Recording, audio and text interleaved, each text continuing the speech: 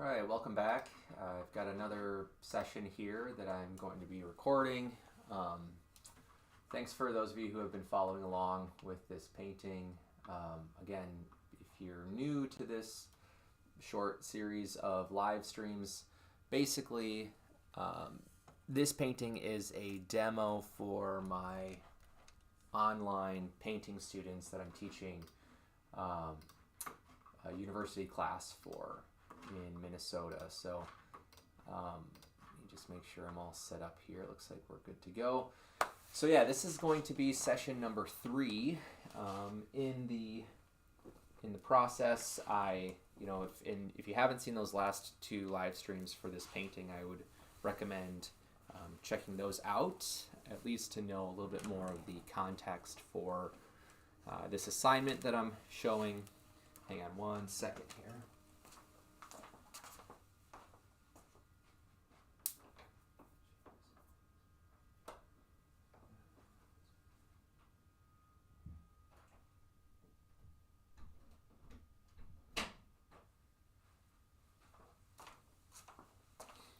Just remembered I wanted to move a few things around before I got started. All right. So just a couple things I wanted to mention before I start painting. With this assignment, students are asked to choose a complementary palette, and in class earlier this week I made a few other examples. Let me just grab those for us. So I made one that was a red and green chart, and this was an older example of a blue and orange complementary color chart. So with my recommendation, I was asking students to pick one of these 3 charts to make and then use as the basis for their painting in this assignment. So I went with the violet and yellow combination, and just a couple other things here real quick. The other thing I also showed in class was this color study example that I made on Monday this week.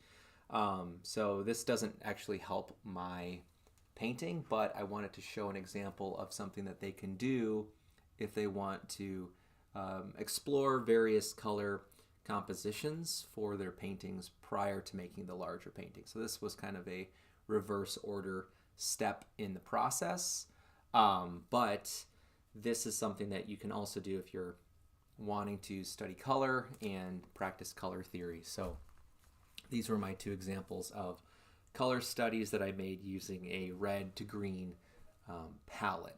And I had made the color chart first and then made these 2 3x4 small color studies. And again, this is something that would have been useful to do before starting my larger painting, but regardless, it's information that I think is really useful for students. So, okay, let's go ahead and start painting. I don't know how well the audio is going to be picked up today. I moved the microphone a little farther away from my easel today. I wanted to try to cut back on some of the feedback noise. But hopefully my commentary is still somewhat clear.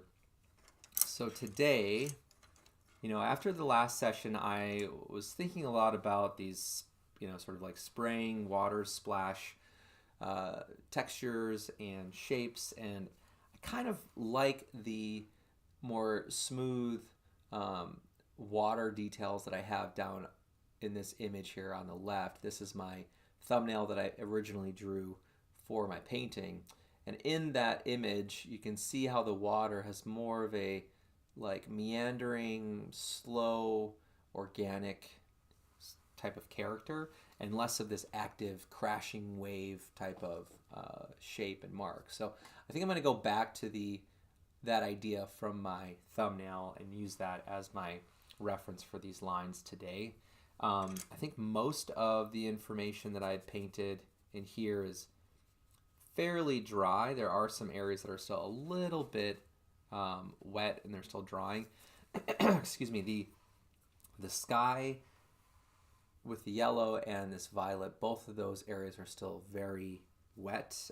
The titanium white and the yellow, in particular, those are taking a lot longer to dry, so I don't know how much I'm going to be putting into that part of the painting, or working into that part of the painting.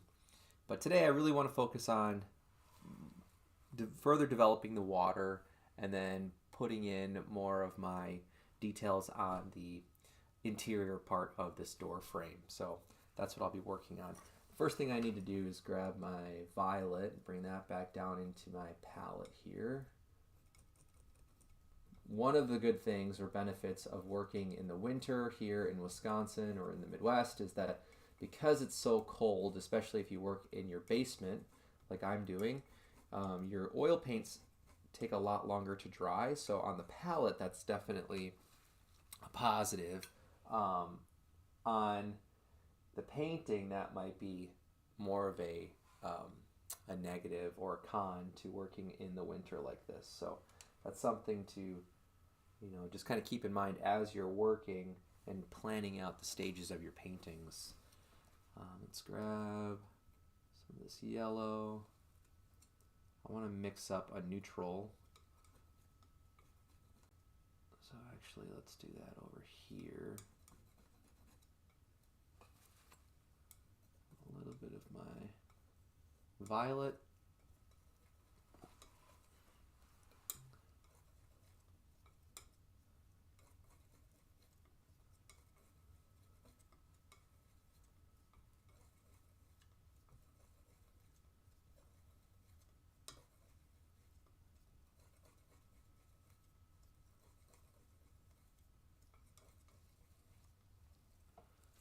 Still have a little bit of a neutral up here, more of a grayish purple from one of the last sessions. So I can use all of these colors together just to kind of get started.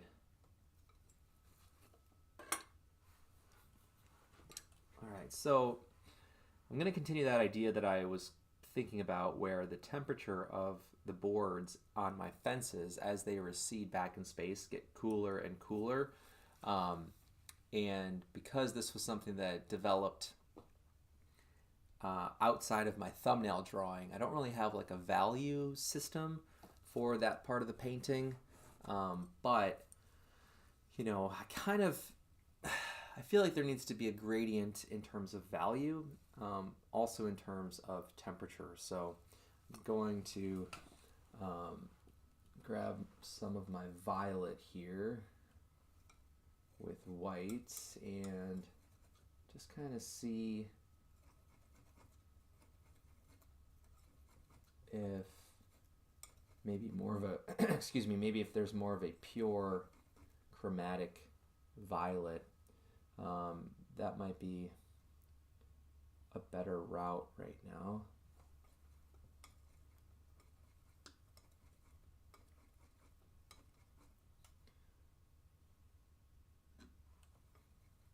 So I'm going to start with the sky, I think, and make the shape of the sky inside of the door frame a little bit more chromatic than what's there. I remember mixing more of a muted violet.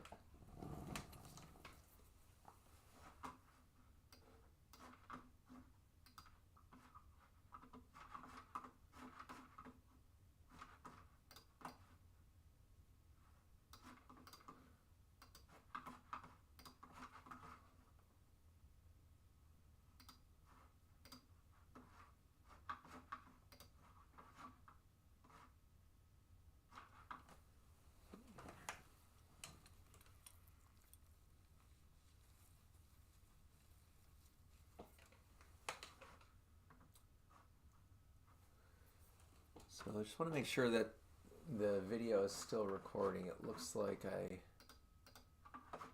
seeing there might be an issue.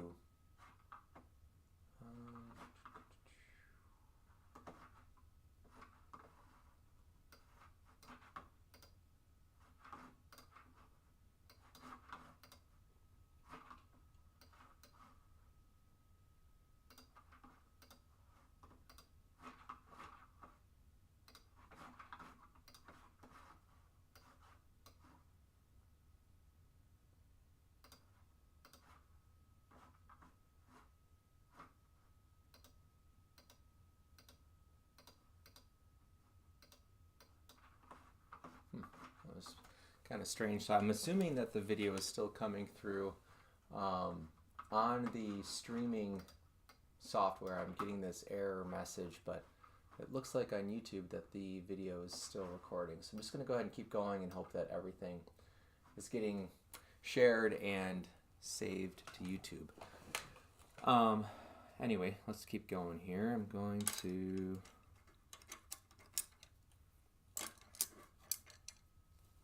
start to mix in a new violet here.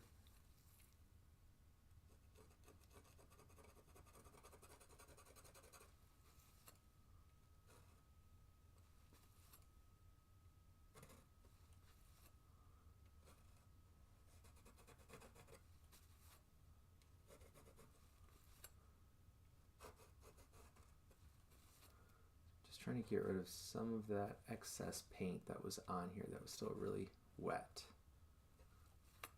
That way it's easier to just lay the new color directly on top of the painting. And I'm not going to mix in any medium. I don't think I need to extend the paint. Grab my maul stick.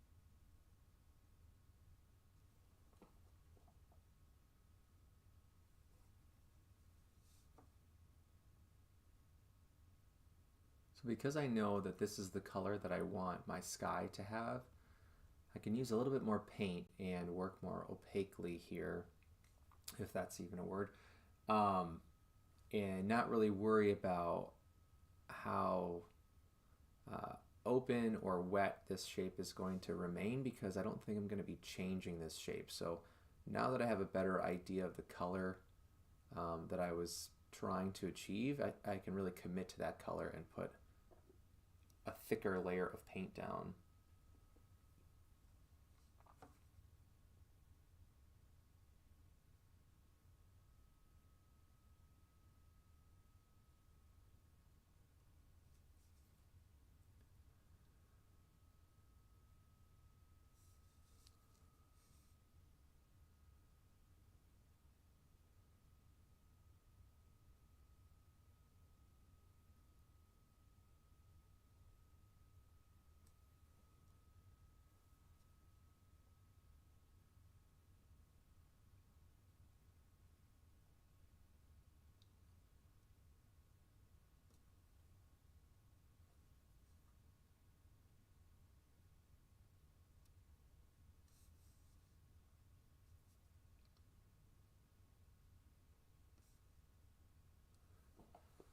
So as I'm putting in the color for the sky here, I'm also starting to cut into these triangle shapes of that farthest fence line.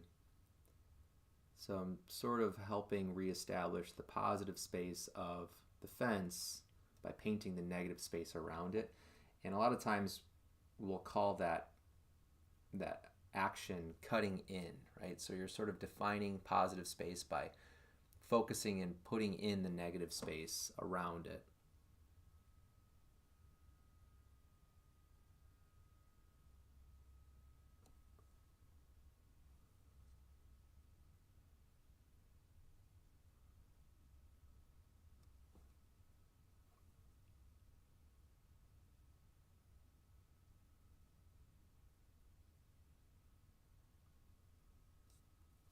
And now I'm just trying to smooth out any areas where the paint is catching the light in kind of an awkward way. So I don't want to pull too much attention to what's happening up here. So I'm going to try to keep the texture of this area fairly consistent and smooth.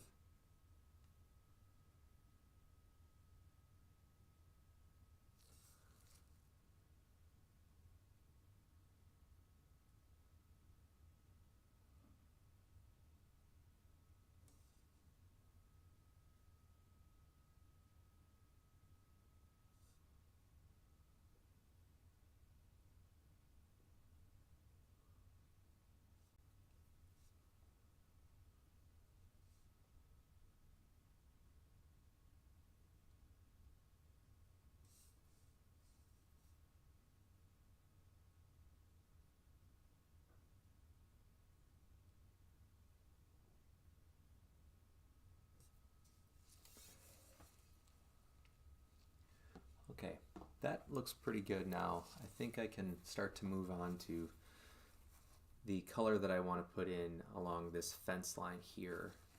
And I think what I want to do is use a slightly darker violet. I don't want to get rid of my sky color entirely, right? Because in case I need to fix that area, I can always go back in and make those adjustments. So actually I'm going to just grab one more thing real quick. I'll be right back.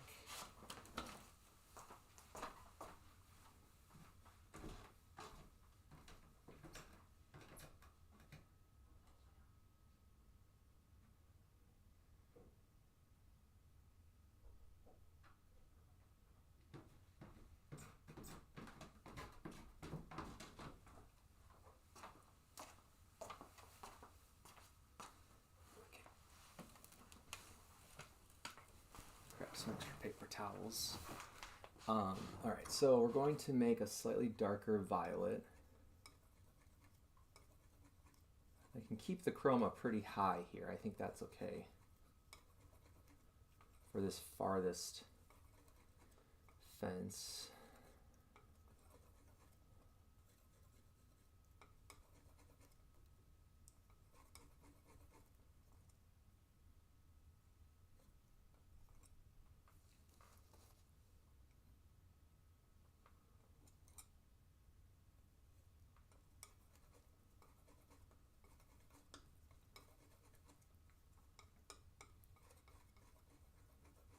One of the main things I'm trying to focus on right now is comparing the color properties of my pile that was the sky in that part of the painting with the color that I'm currently mixing. And I'm trying to imagine, like, how much contrast do I want those two areas to have? I don't want it to be so nuanced that you kind of can't distinguish the fence from the sky.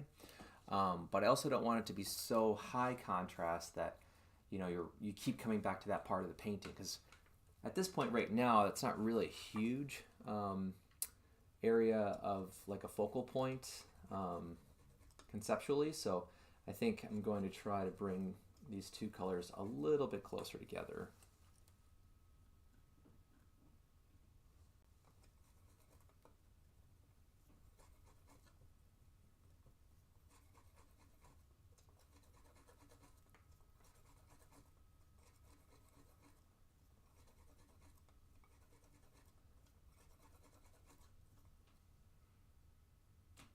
that seems pretty dark. So let's grab a little bit more white.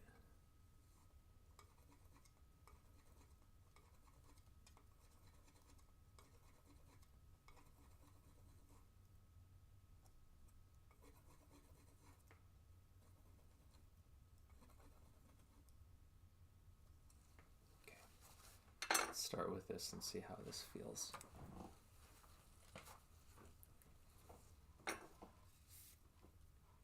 So the same thing, I'm not going to worry about adding medium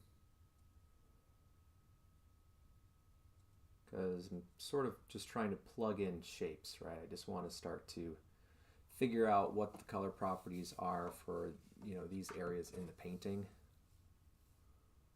Let's just see. Yeah, I think this will work. I like what's happening here. It's very small, so I'm sure you have probably a hard time seeing the amount of detail that I'm talking about here. Let me see if I can make this a little bit larger for us.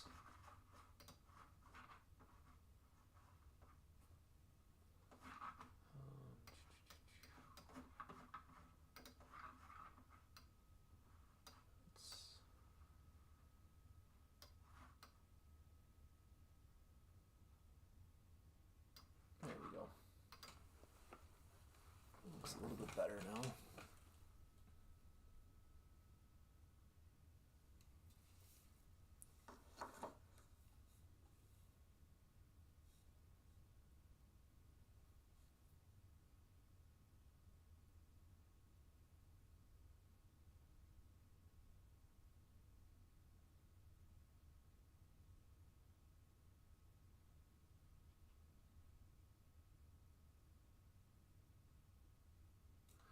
Now, in a segment like this in a painting, there are a couple ways that you can approach, you know, rendering something like this. So one way is to do obviously what I'm doing, where I've kind of drawn in my boundaries of the forms and then I'm sort of plugging in the color that I want. The other option is to repaint this entire shape with this color and then go back over that by redrawing those lines. And, you know, if I was working on a surface that was dry, I would probably thin this color out and do more of a glaze over the drawing, and that way I would still be able to see the drawing. But because it's so cold and things aren't really drying as fast, I'm working in more of this like additive, like opaque process.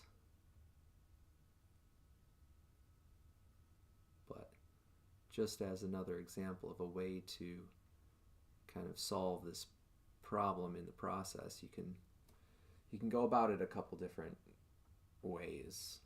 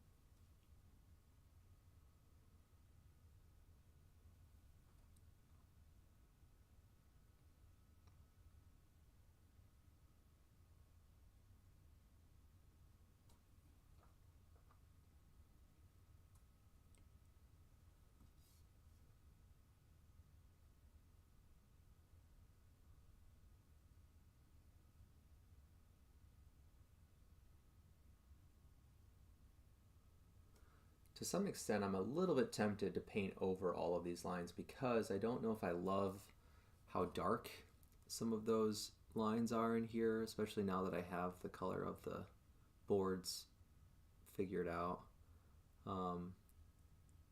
You know, it's like you can kind of start to question those relationships as you're reintroducing a new half of the relationship. So before it was like how, light the color of that shape is with these dark lines has a really, particular contrast. And one thing I don't necessarily want to portray is something that feels too graphic or cartoony. So as I've finished putting in all of these purple shapes, I think I'll start to then think about like whether or not it's important to get rid of those lines or to maybe soften them or blend them into the purple a little bit more.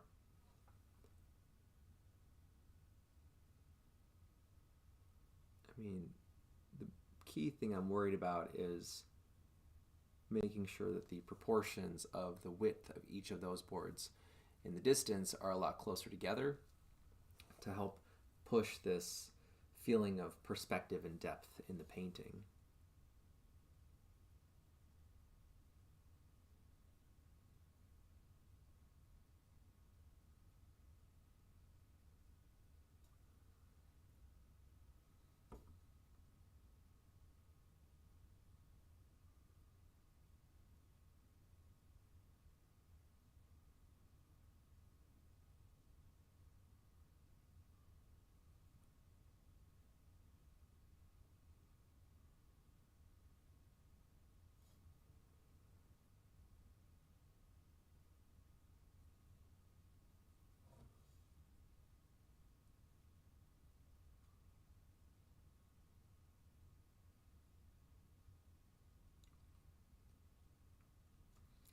This is also giving me an opportunity to start to clean up some of the edges of these shapes too, and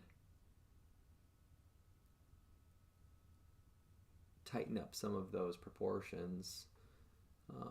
When I was drawing in these lines, I was working really quickly. I didn't use a pencil or anything. I wasn't trying to be super precise.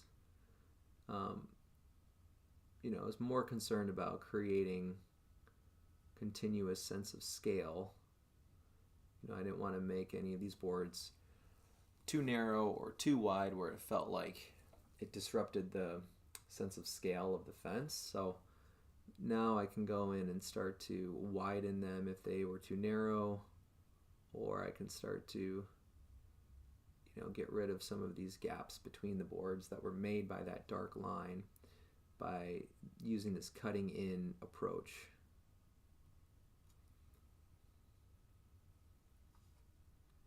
And part of the reason I'm painting in such a kind of tedious way is in part because I'm using some of the stylistic aesthetics of Rene Magritte's painting approach in this painting. I was taking inspiration from his subject matter, but I also like how sharp and clean his paintings were, and that sense of character in painting was something I also wanted to try and bring through in my painting. So that's part of the reason why I'm putting so much emphasis on a very clean, sharp depiction of my shapes so far.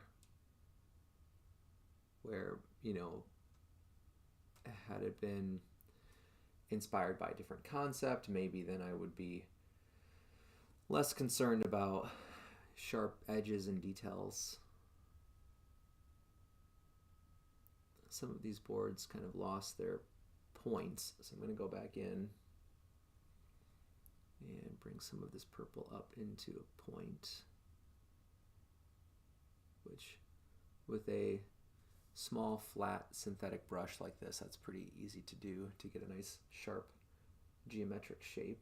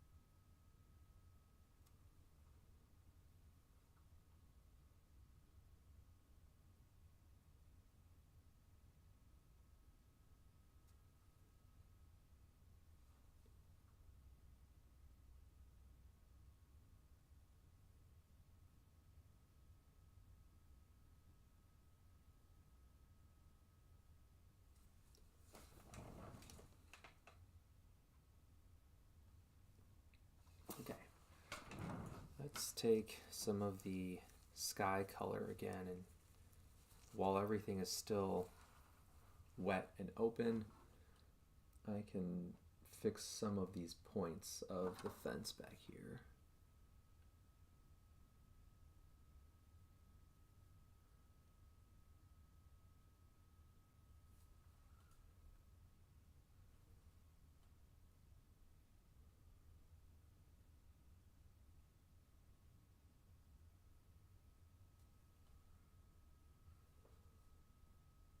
Some of them got a little too round.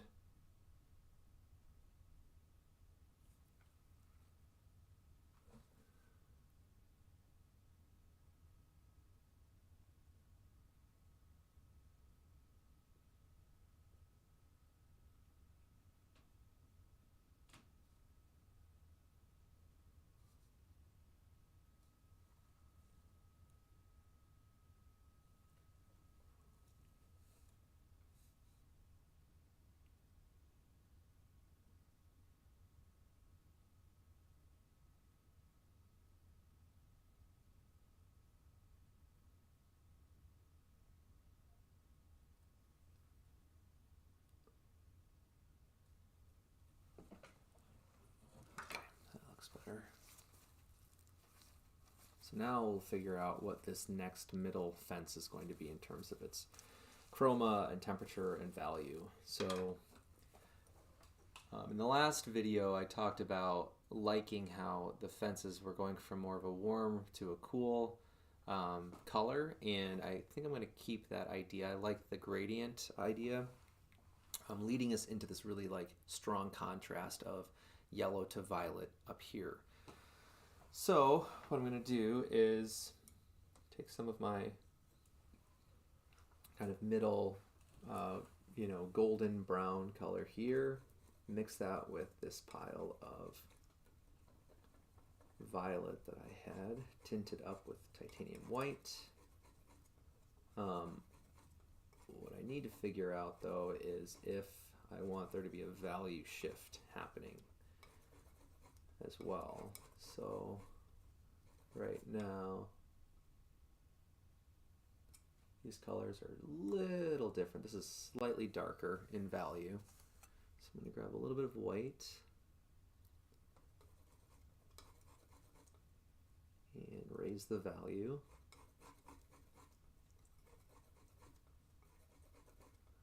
I can check this by putting it over this purple, and if it seems like it almost dissolves into that purple, then I know that the values are really close together. So I'm going to grab a little bit more white.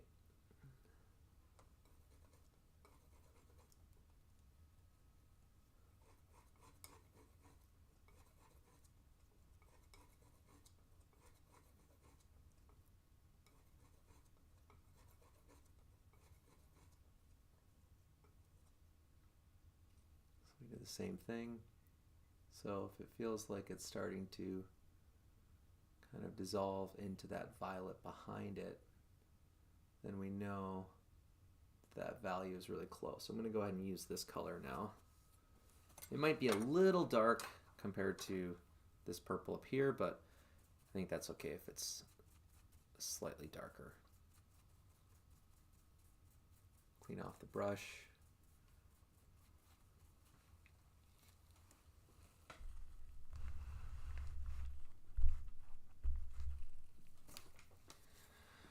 Okay, let's grab some of this color here.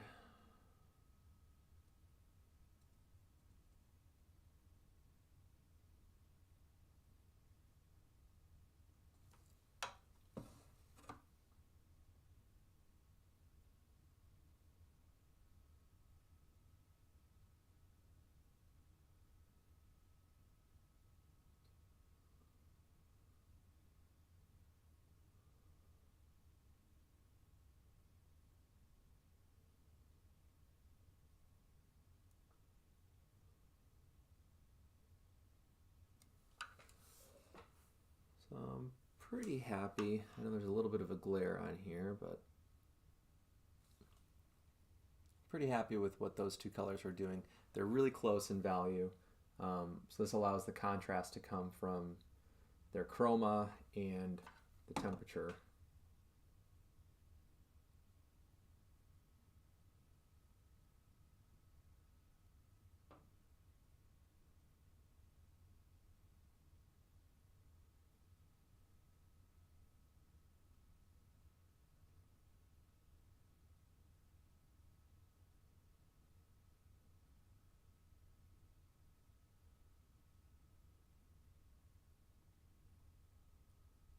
But before I fill in all of these shapes, I think what I want to do is mix up a color that's close to this but slightly cooler, because I'm kind of wondering if maybe this color would work better as my first fence. But I don't know, actually from a distance, I think there's still some room to put in a warmer fence here. I think that's okay. I think that'll make it closer to this color, and that'll help sort of blend visually, sort of blend in the two different parts of my painting together. So I'm just going to go ahead and continue with this muted gray that I have.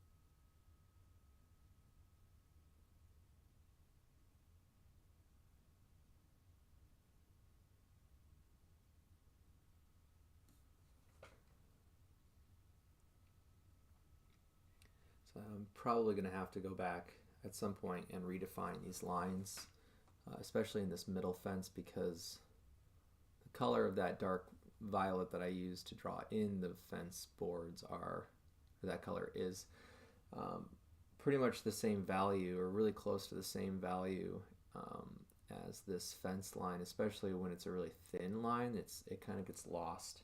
So I'll have to reestablish that at some point, but that's okay.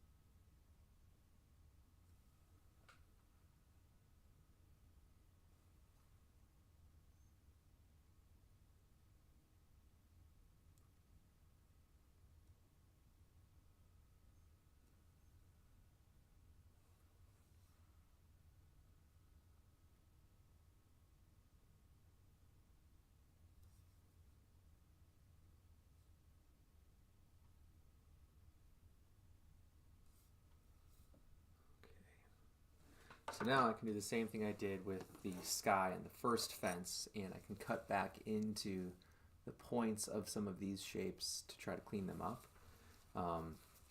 You know, these are things that are really, you know, important to do while you still have that color on your palette.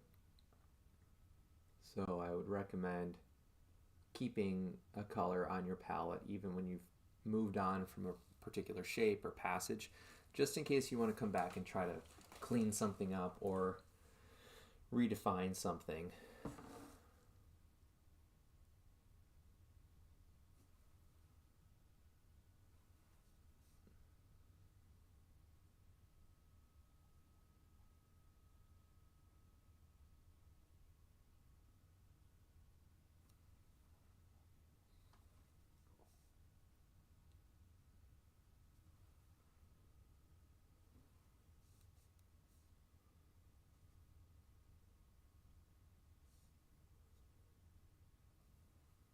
And actually I'm noticing some of these points are a little less established as well, so I might as well go up here and fix some of those too.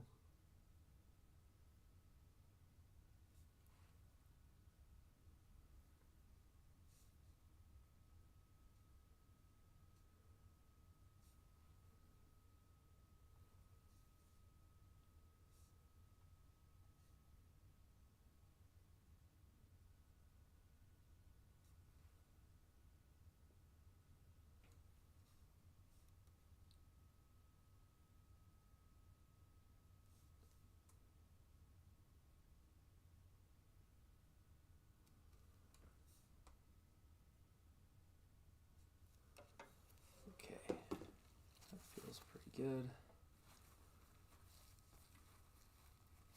There's quite a bit of glare coming down from my light source just because a lot of these marks that I'm using to fill in these boards are horizontal marks, so the texture of that mark with the brush is reflecting a lot of light off of the surface. If I was using a vertical mark, things would probably look a little bit smoother in terms of the sheen, but you know, that's something that will eventually, you know, not be quite as intense as the paint starts to dry. You know, and I could always come back in. This is just something to think about, like how you want your painting to be perceived. If you want to smooth those out, you know, you can start to see areas where you can fix some of the glare, kind of like that.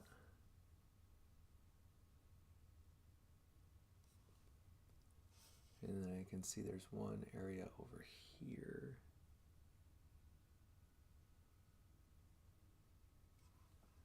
So just as an example of something to think about in terms of the direction of your marks. Okay, so now let's mix up a color for this area here. So obviously I want things to be warmer in temperature, but probably similar in terms of value. So let's grab some of this middle goldish color here. Let's start to tint it up. Now, I'm trying to be aware of how warm this color is. I don't want it to just sort of blend into the water in terms of its color property. I also am going to need quite a bit of paint. This is a much larger surface area, so I need to mix up more paint this time around.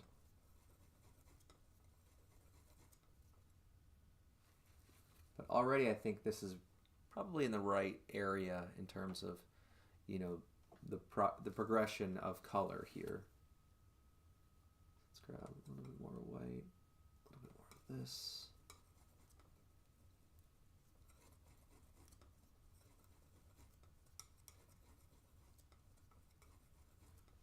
I'm definitely worried that I'm going to run out of this color, so let's mix up a little bit more.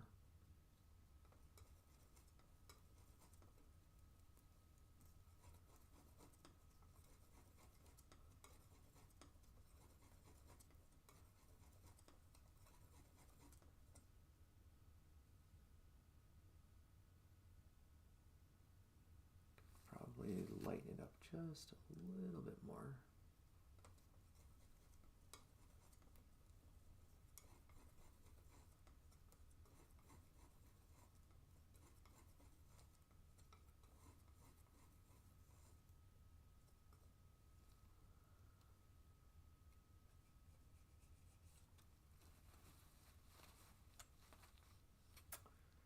looks a little dark.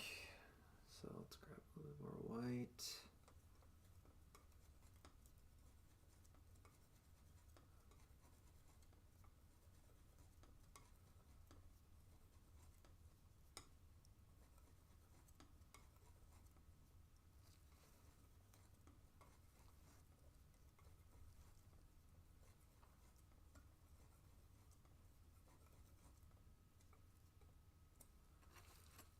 Okay, let's try this out and see how this feels.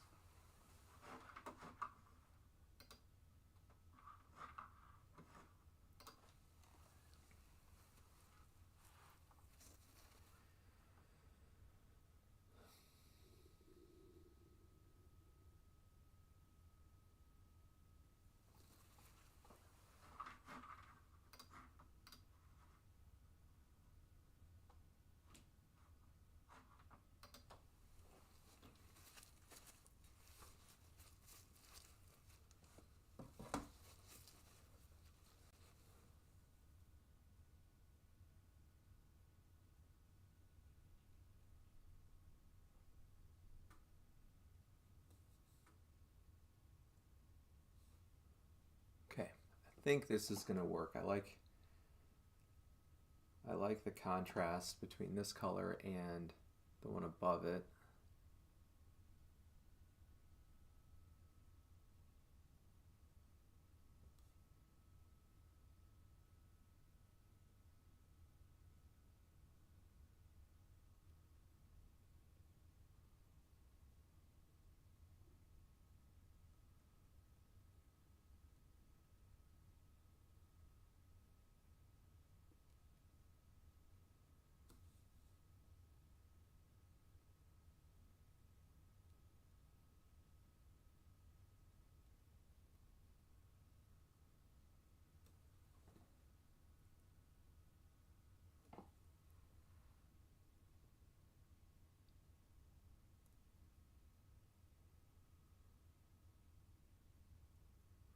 One of the things I like about using these synthetic flats is that because they're somewhat springy, like when I push down, I can really bend the hairs, but then they come back to their shape and they'll retain a fairly sort of strong shape, and I can hold the brush and pull the paint flat like I would be almost like sweeping the floor, right? I'm kind of pulling all of the hairs together and laying down a mark. Or I can use it kind of vertically, sort of in this orientation, to ride along an edge of a shape, and with a pretty precise sense of control, I can stay within the shape that I'm trying to paint. And this painting is a really sort of tight painting in terms of how sharp a lot of the shapes are, especially in this part of the painting. Down here in the description of the water, that's a lot more organic, and I can be a lot more expressive and loose with those marks. But here I'm trying to be really, really careful with my shapes, and it's up to you and your paint and whatever you're painting to decide what the character of those shapes should be.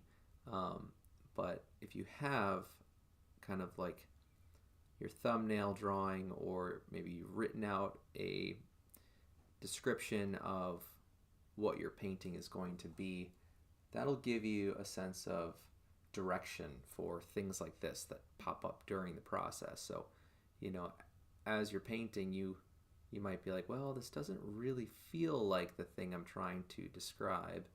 And that could be for a lot of different reasons. The subject that you're painting might not look like the subject that you're thinking of, because, it could be the character of the marks. Maybe, we're using too sharp of a shape, or the opposite. Maybe the shape isn't sharp enough because, it's sort of blending into other areas of the painting. It could be a value relationship that doesn't feel accurate. This comes up a lot when we're trying to paint something that has a very intense light source, or like a really full sense of dimension and depth. So values can be really crucial for that depiction not feeling accurate. Or it could be one of the other color properties. It could be the temperature isn't quite where it's supposed to be. Maybe the color you're using isn't warm enough or cool enough. Maybe it's a chroma issue. So there's a lot of different variables that are working together all at the same time to help us create a legible image, right? And we might think right away when we think of the word legible, we might start thinking more like illustration or representational painting. But I think this is true even in more abstract painting. I think, depending on the effect or the feeling or the atmosphere that you're trying to portray in a non-objective painting, those same properties still matter. The character of your shapes is still going to be relevant. The properties of color will still be relevant. Value is still going to be relevant. So even if you're working without representation, you're still going to have to think about all of those relationships and those relative terms. So for me right now in this painting, obviously it's like I want these to read as boards of different fences, right? And I want them to read like there are multiple of them, different depths away from one another, and this like repeating sense of like property lines and fenced off areas and space that is obstructed to our view as a viewer is really important to my concept, right? So I have to then think about, well, how do I show that there are multiple fences that are in this painting and that are receding back in space, right? So I was earlier, I mentioned how important it was to keep the proportions of this fence line back here really consistent between all of those boards, right? So if I'm trying to show that each of these fences is maybe even like the same fence, just at different depths of field, then if the first fence has a fairly consistent sense of scale between all of those boards, that becomes our kind of like our metric of understanding what we're looking at, right? So if I had a really thin or a couple of really thin boards and some really wide boards, and I kept that same contrast of proportions between all of these different fences, then it might seem like the farthest one is actually not that far away because we're comparing it to the logic of the closest fence, the one that's in front, right? So I'm trying to eliminate that possibility of thinking that this one is really close to us. It just happens to be made of really thin boards. I want the painting to have a lot of depth, and I want it to feel like it goes back in space a pretty far distance relative to this first fence here. So as you're painting, try to keep that in mind. It's like, how am I describing this thing, or how am I creating this sensation based on scale or based on proportions versus values versus temperature versus the character of my shapes, a hard edge or soft edge.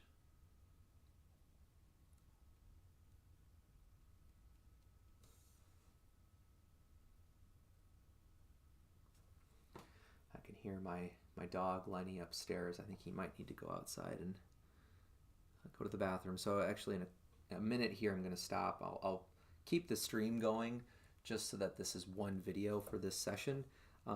But just so you know, I'm going to be taking a quick break here in the recording. So if you're watching the recording of this, you can definitely just kind of skip ahead. But I'd like to get through most of these boards before I take a quick break.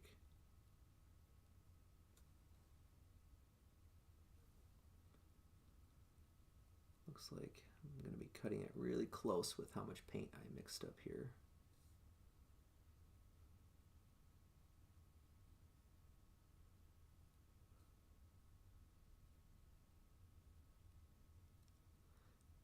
The before I forget, I was mentioning at the beginning of this recording how I've been thinking about the character of the water and whether or not it makes sense for it to be a more active, sort of energetic depiction of water with crashing waves, or a more still, um, calm description of water. And I already decided I think I'm going to go with more of the calm version, which is what we kind of see in my drawing there on the bottom left part of the screen. And I think part of the reason why I'm leaning towards that is because I think when things are really calm, and especially in an image or a painting, if there's something going on in the painting that feels mysterious or feels sort of unresolved, or just like, we're not seeing the end of something. It feels like we're kind of entering an image or a painting in the middle of its story or its arc. I feel like if the feeling in paintings like that is really calm, it can add this like eerie atmosphere and eerie quality to the image, that feels suspenseful. And I like paintings that have that sort of tension where there's elements that feel sort of precarious, or maybe even dangerous, or that feel sort of like unnerving. If other areas of the painting then are really kind of still and calm and not dramatic, I think that actually adds a lot more intensity to a painting, and it can add a lot of tension then, because those zones of the painting are such different atmospheres of feeling. And in a painting like this, where we're sort of looking at this portal doorway to another space, that's very different from the water, I feel like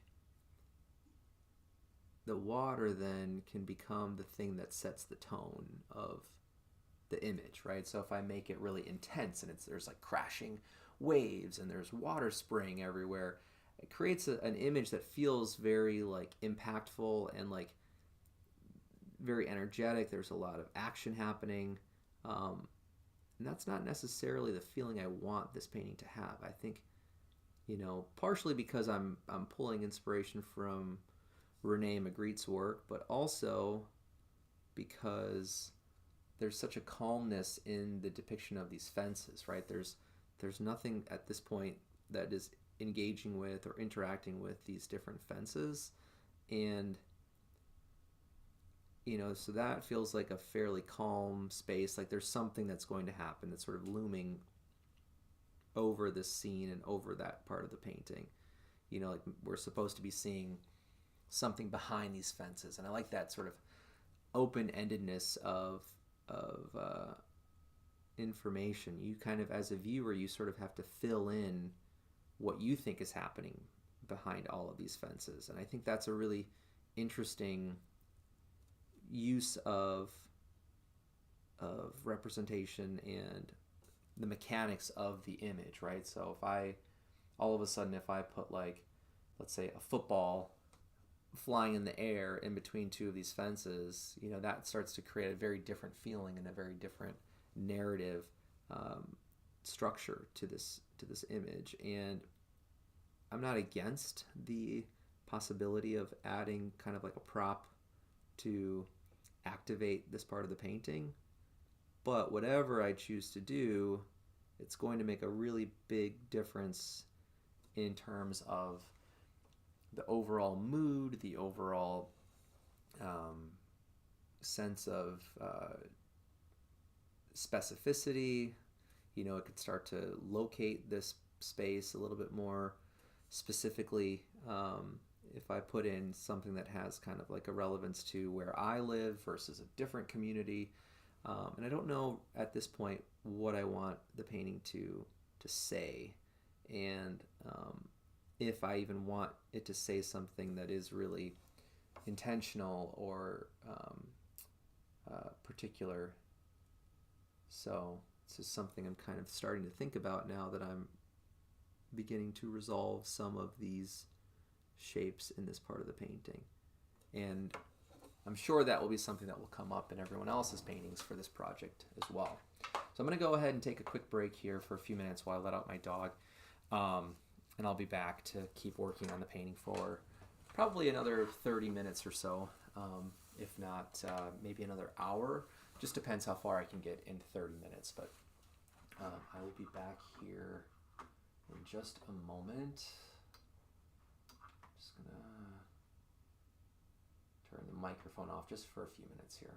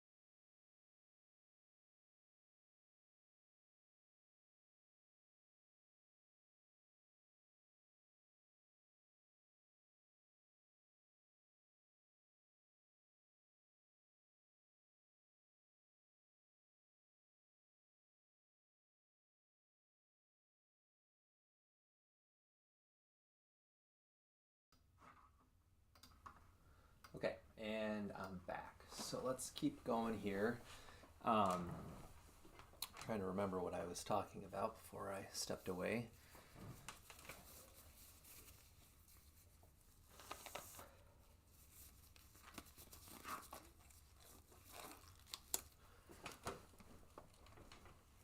Okay.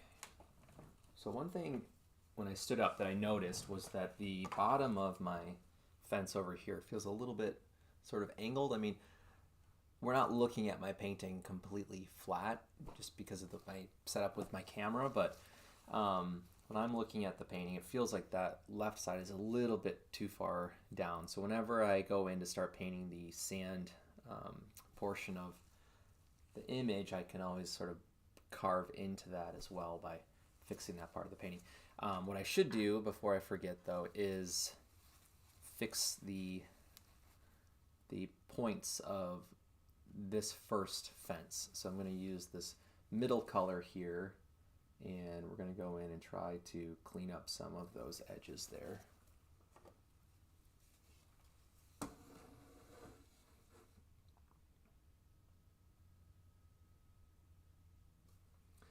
This also gives me an opportunity to determine how thick I want some of these edges of the drawing to be. I can paint over some of those.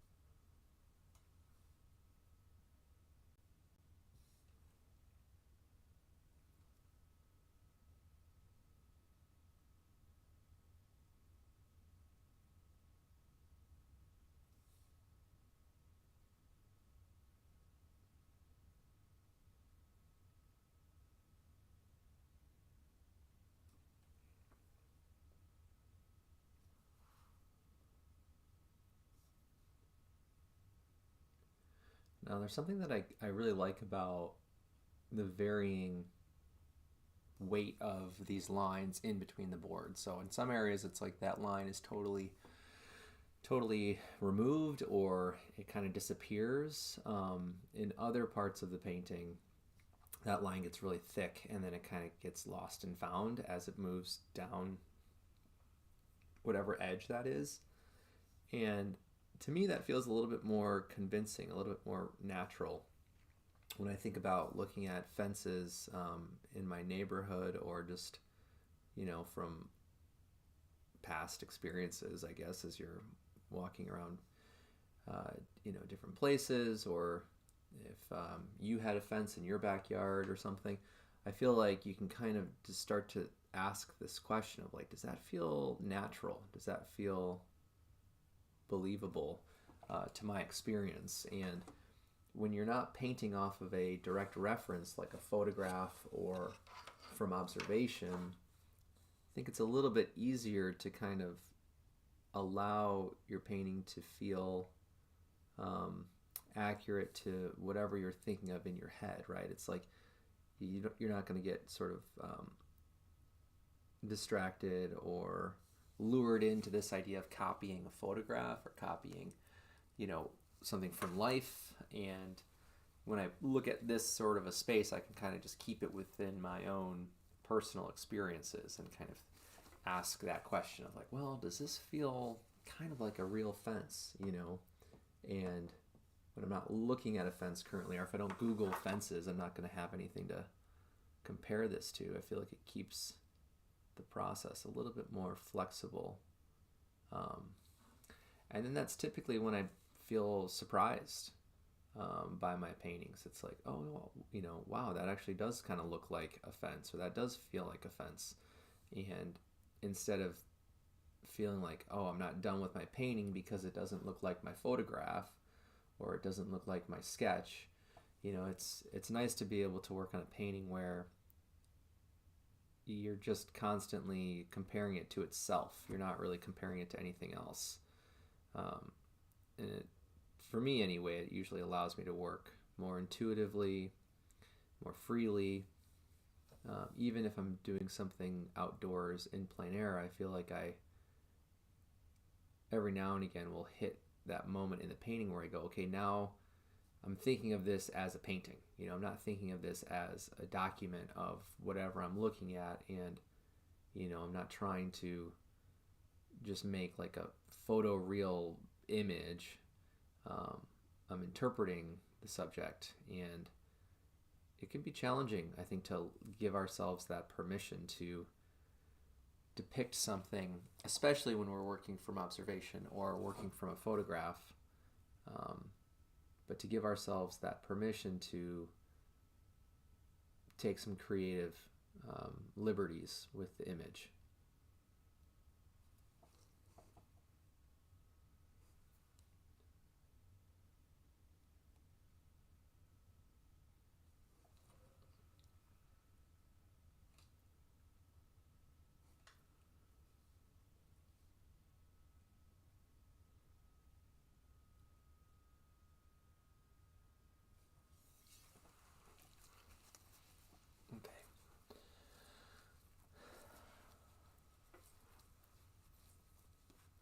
I'm pretty happy with that now. Most of this layer back here is pretty much dry to the touch. So what I would also like to do is start to push more of the chroma along the horizon line there, and maybe start to get closer to what the final relationships of color in this painting are going to look like and feel like. So the sky, as I mentioned, is still very wet because of how opaque that area was, but also the amount of yellow and white that's in that color is just going to take a while to dry. And so I'm going to leave the sky alone for now. I also want to accidentally got some paint in my doorway there. Needed to fix that. But now I can go in and do some sort of blending, some really thin glazing over this here, just to bring up more of a higher chroma of color. So let's take some of our yellow and a little bit of this kind of goldish neutral here. I say neutral, it's a very chromatic color, but compared to our yellow and our violet, it's not quite as chromatic. So let's try to tone this down just a little bit.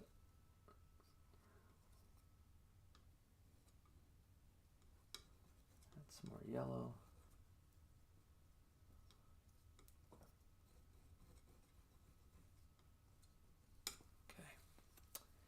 And I'm going to use maybe I'll actually use a different brush here.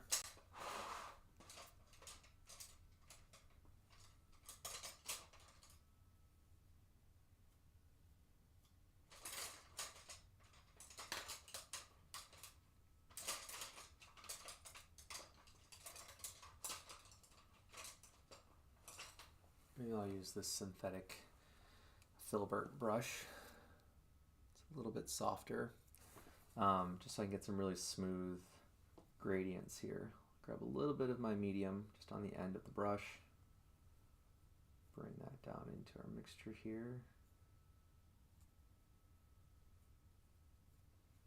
and I'm just going to start to put this right on the top.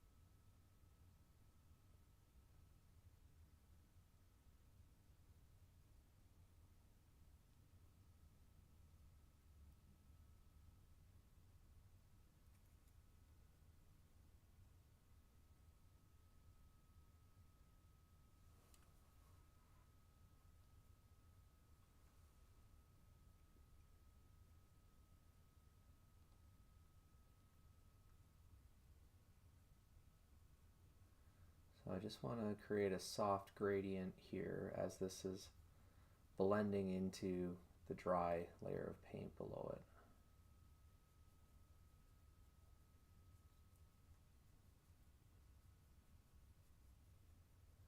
But when we glaze over an area, what's really exciting is that we can start to control how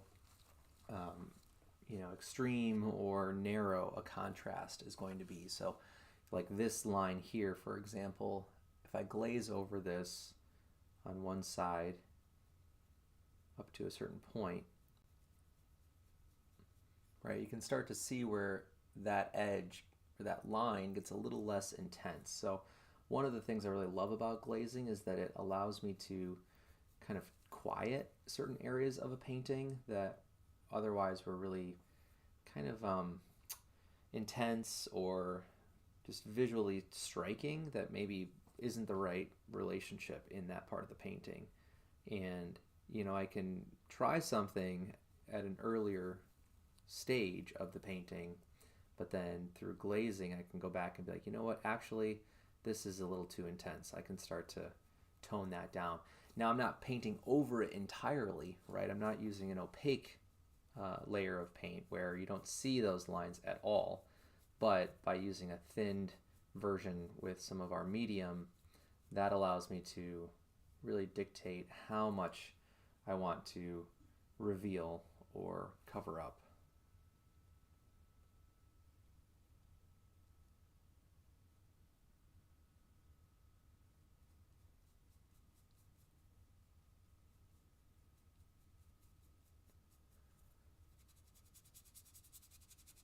So I'm just basically using a dry brush technique here to control the gradient of this color as we move into the foreground.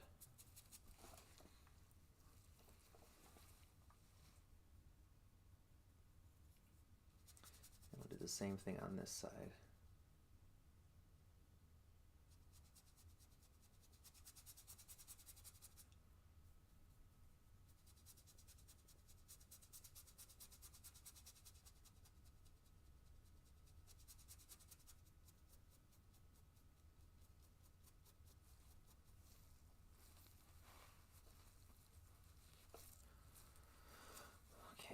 Now,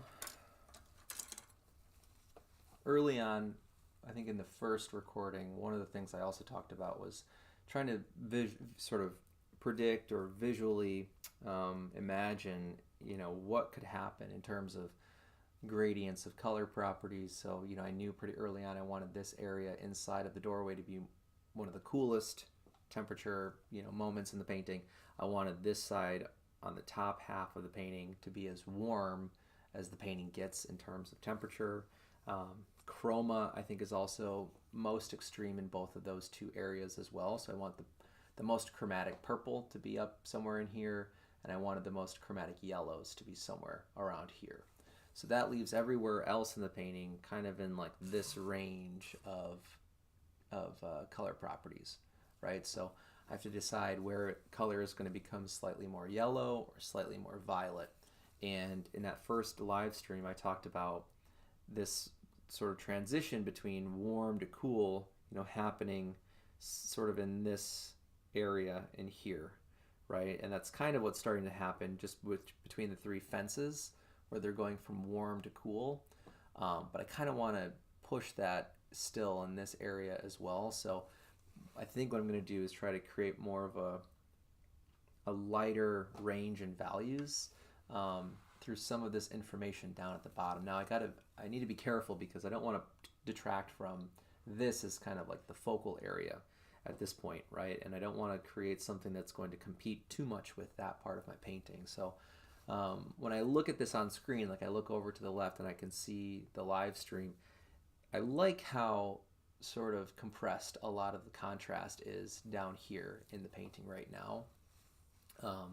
That being said, I think it needs a little bit of variety just in terms of some of those other color properties like value and temperature. So I'm going to try to just experiment a little bit here with some of my color properties.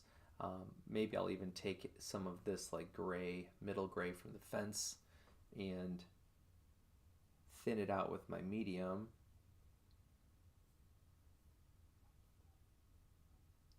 Just to see how I might be able to use this down here. You know, obviously it's going to look pretty bright in comparison to some of these other colors, or it'll look really neutral compared to some of those colors too, because a lot of this is fairly warm in temperature, right? Before I started the recording today, I did look up a couple of examples of images of Lake Michigan's coastline. I wanted to see if I could find some examples of water, and you know, I was really looking at things like contrast, bubbles, waves, that kind of stuff. So I'm not going to share any just because these are images that I, you know, sourced online as just kind of like a reference. But I do have those pulled up kind of to the side of what you see here, just so I can use those as references for my painting. Now I'm also going to try to push some of the darker values in the foreground as well.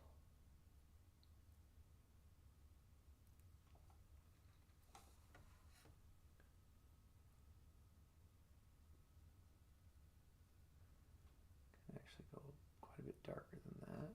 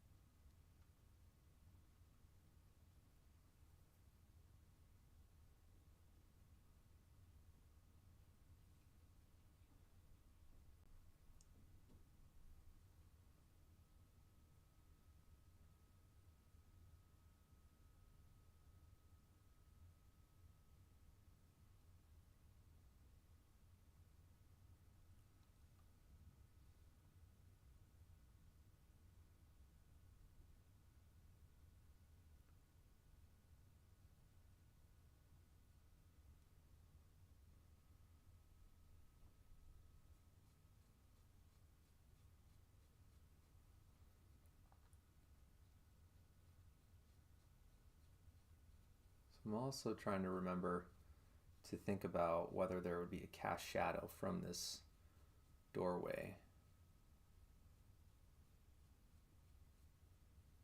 And I do like that idea, so I'm going to put in a few reminders for that just so I don't forget.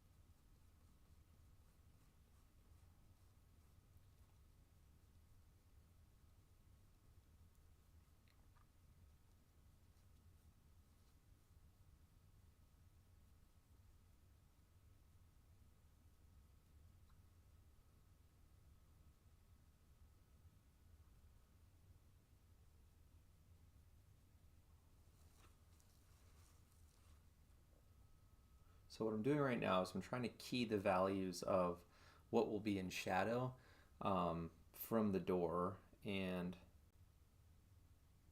this is going to help me start to establish like how to create the illusion that this door frame is being backlit by the sun, which is sort of above the horizon somewhere behind the door. And for me, this is kind of like a improvised edit that I'm making to the painting, and so I'm trying to think about, okay, how can I help myself visualize this idea of a shadow casting across the foreground here. And what's going to help a lot is to think about the temperature contrast. So for sure I will be keeping a lot of what's happening in here much cooler in temperature, and then thinking about how warm the light is going to feel on the right and the left side of the shadow. And I'm hoping that once I start to establish those relationships, that's going to help carry the illusion that I'm after here.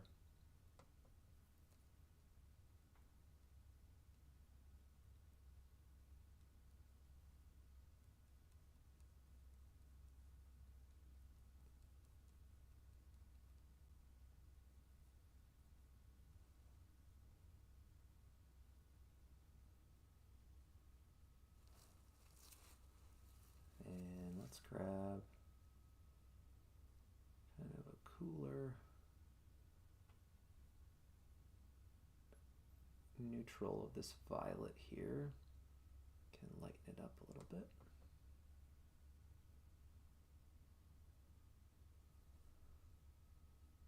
And it's pretty dark still.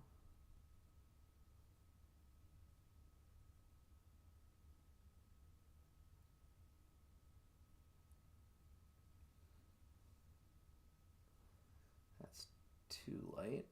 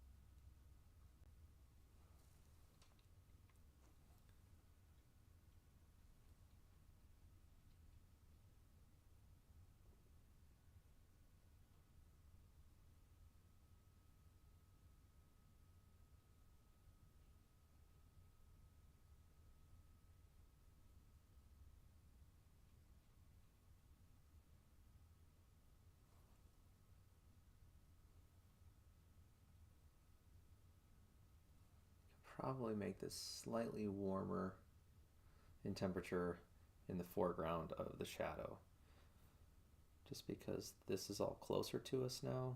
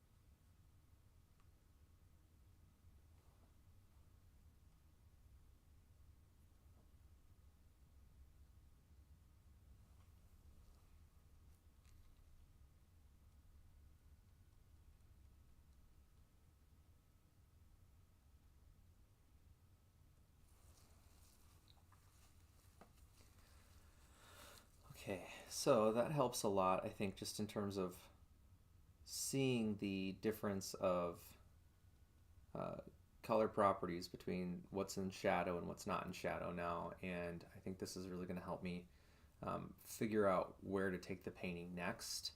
Um, I also I'm glad that I decided to add in a shadow like this. I think it adds a lot more movement and just a lot more interest to the painting overall. I'm going to try to soften some of these edges as I'm still talking here, just because I don't want to worry too much about getting the exact shape and edge at this point. I think I'll have to uh, think more about that before I commit to some of that stuff. But um, for right now, I'm really happy with what that does to the painting. I also like how it kind of mirrors that cool zone at the top, but it's not taking away like a ton of contrast yet.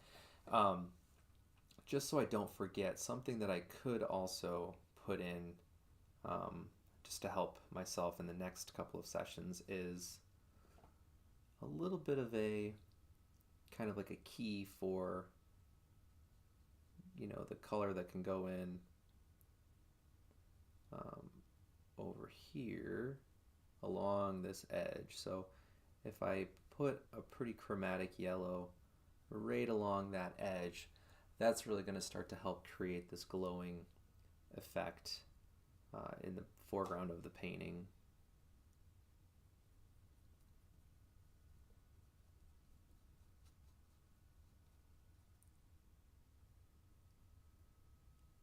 I grab a little bit of medium, some of my cadmium yellow medium. I can use this just to start to remember what it was I was trying to do in this part of the painting.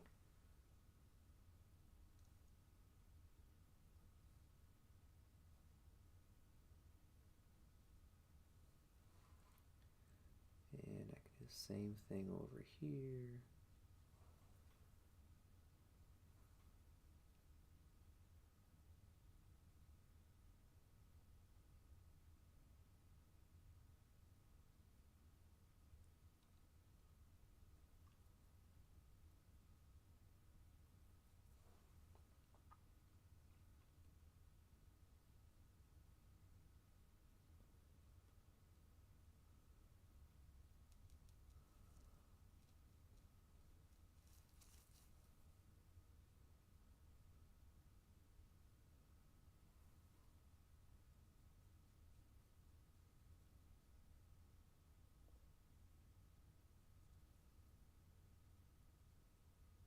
Should probably create a little bit more of a organic edge just so it gives this illusion that the water's moving.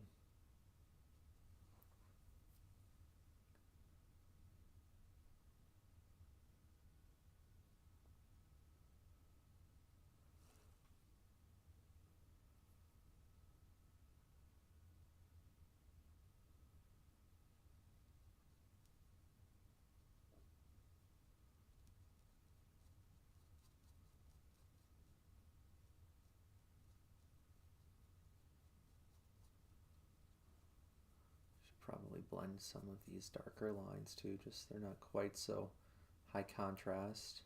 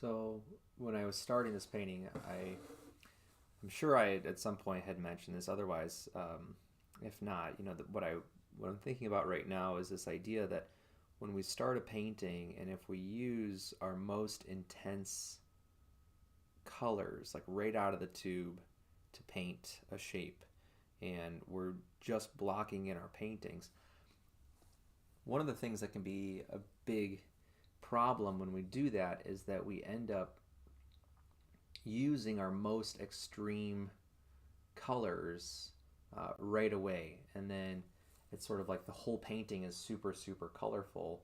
And what I recommend to most students is that when you're painting, regardless of what it is you're painting, I feel like it helps to start with the most like neutral version you can start with of whatever you're painting. That doesn't mean you have to work in an achromatic grayscale kind of palette.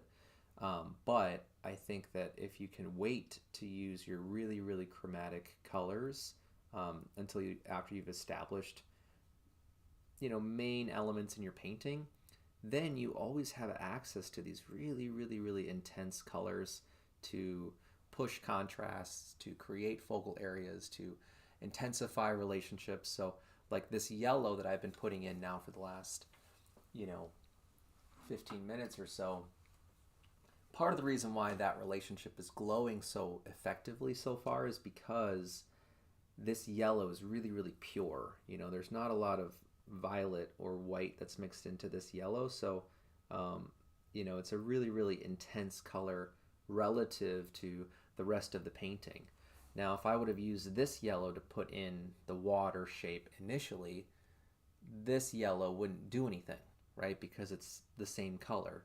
And so, again, this is why I feel like it really helps if we can be patient and wait to use really, really intense colors until you've already got other parts of your painting figured out. Because chances are you don't need a lot of that yellow. You just need it in select areas of the painting. Like, I might be overdoing it even right now as I'm working on this, and the next time I work on this I might go in and mute some of these areas and those relationships or those intense colors, but that's okay. I think the key thing here is that we are being sensitive to the contrasts that are in the painting um, as we're figuring out the painting. That's kind of where I'm at right now. I'm sort of figuring out, like, do I like this particular passage of what's happening? Do I want to change something about it? Does it feel like it's conveying the right sort of relationship? Do I like what's happening with the light? All of those sorts of questions can start to help us make different decisions.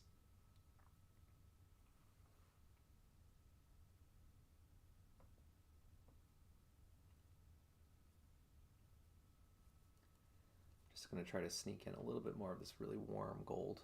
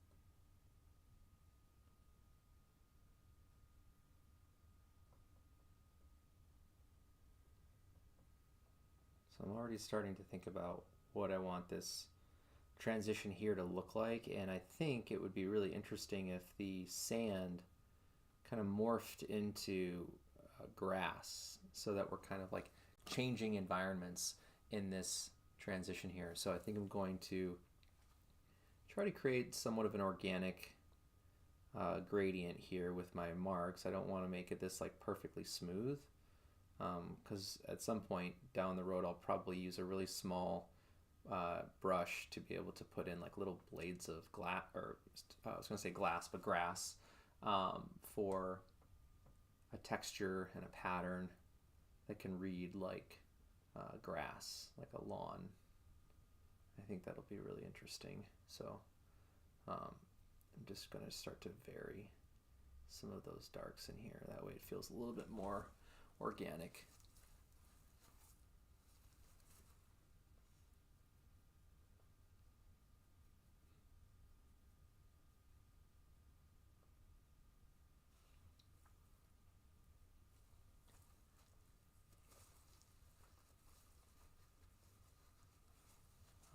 The other thing before I forget too that I wanted to do is warm up our sand.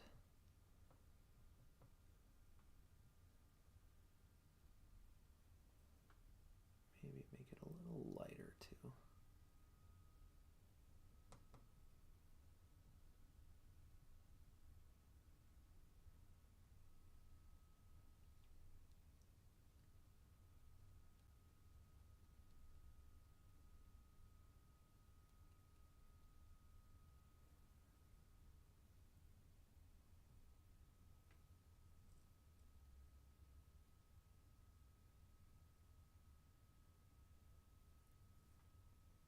I feel like the water right now is looking a little cartoony, and normally I would be trying to fix that right away, but because I'm recording the process and I don't want these live streams to be too long, I'm going to have to adjust some of that stuff later on. I'm also tempted to maybe not record every part of the process, just because I don't want there to be like 10 videos for this one painting. That's a lot of footage to have to watch. So instead, maybe I'll start to take a break from recording and keep working on the painting, and then just sort of describe what I did while I was not recording, just so things can move along a little bit faster here. But I'm happy with where it's at. I feel like there's a good example of where the painting is headed.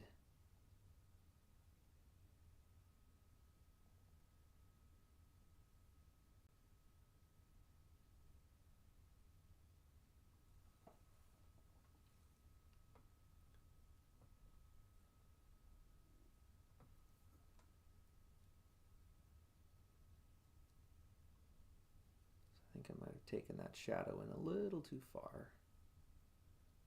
have to bring that back.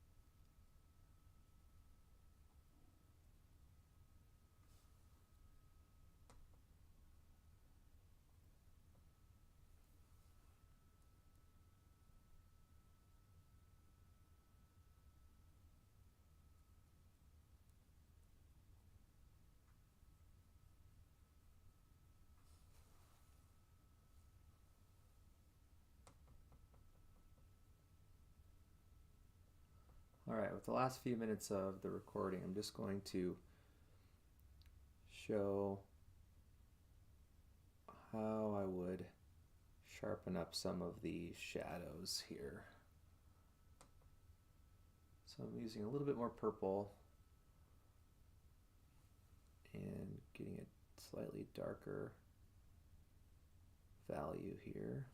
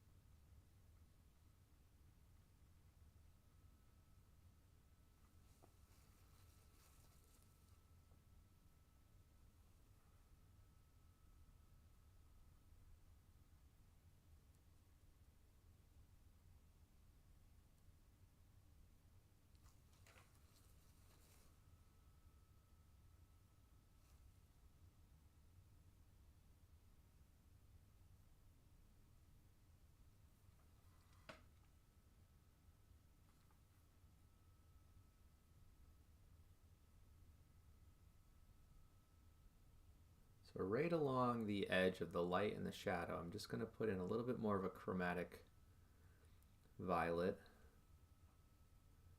And I'm trying to get the right value so that it doesn't look awkward. But by putting a little bit more chroma into that edge, that's really going to help push the glowing effect of the light, right? So if I make it slightly darker but really chromatic, then that'll make those yellows seem even more intense, right? So I'm just playing with the relationship of those complements here to try to add a little bit more of a intensity of that relationship.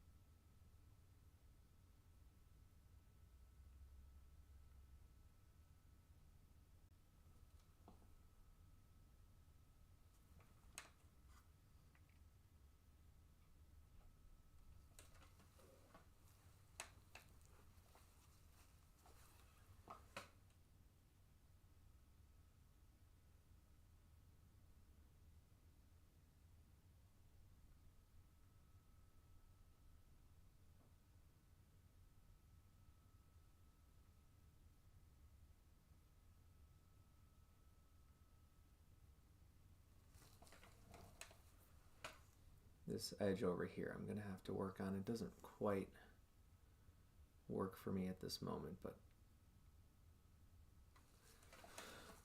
you know, I think that's something that can be fixed still, so it's not too big of a deal. But yeah, I think this is probably where I'm going to stop for today. As I just was saying, I think I'm going to keep painting and maybe take a break from recording, just because, you know, this could be like a 10-hour painting, and if each live stream is 2 hours, that would be 5 different videos. I'm trying to limit, you know, how long this series is going to be, but again, I'm pretty happy with where it's going. A couple of things that I'll continue to think about are, you know, the value relationships between the sky and the water. I think probably could use a little bit more attention. I should decide if I'm gonna put like a sun in the sky somewhere. You know, I've started to think about the angle of the shadow, which isn't, you know, perfectly straight with the doorways, so that would mean that the sun is slightly to the right, just to give it a more believable sense of lighting. I need to figure out how high or low the sun is going to be, and that will probably also then help me decide if the value of the sky is the right value. Obviously the water needs a lot more information just to give it that really organic kind of like meandering line like we see over here in my thumbnail. So that's something I'll be working on. I'm probably going to keep playing with the description of the wood panels or boards in the fences. I also was starting to think about maybe having the light on those fences, the second and third ones, maybe towards the bottom. I might put in like a little bit of a shadow or a sense of a shadow.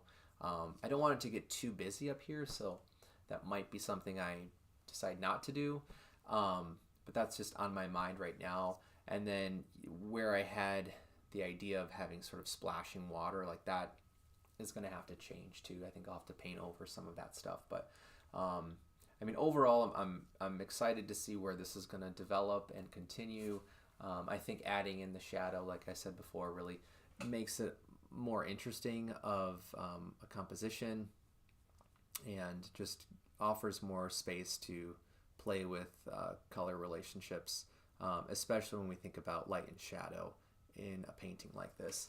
The hard part that I'm struggling with already is trying to put the shadow over the water in a way that makes sense as well. Like I think part of what's happening is I'm starting to lose the edge of the shadow where, you know, with the angle and the logic of itself, you know, where would the next shadow be if it's on water versus on a beach? You know, they wouldn't be totally lined up, I don't think, together necessarily, but maybe by the end of the painting I'll just paint it that way. We'll see what makes the most sense, but yeah, that's where I'm at with the painting. Hopefully, again, this was helpful just to see how we can, you know, resolve different problems and stages of our paintings when we work in an indirect way by adding layers and layers of paint. So, you know, we'll see by the next live stream recording where this is at.